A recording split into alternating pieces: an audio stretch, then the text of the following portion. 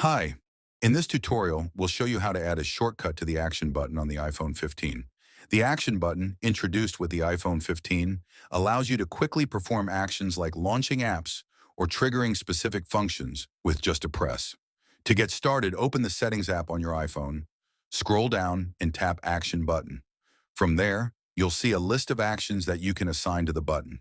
These include options like silence, camera, flashlight, and even custom shortcuts. To add a shortcut, tap Shortcuts in the list, and you'll be redirected to the Shortcuts app.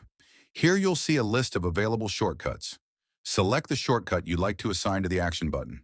Once you've selected your shortcut, tap Done, and the Action button will be configured to perform that shortcut with a single press. For example, I've added the Shazam shortcut. Now when I press the Action button, it automatically opens Shazam and starts listening for music. You can see here, when I press the Action button, the Shazam listening feature is activated. It's a simple and effective way to access your favorite shortcuts instantly. That's it for this tutorial. Thanks for watching. If this video helped you out, feel free to buy me a coffee using the link in the description. This will support the channel and will help me making more videos like this.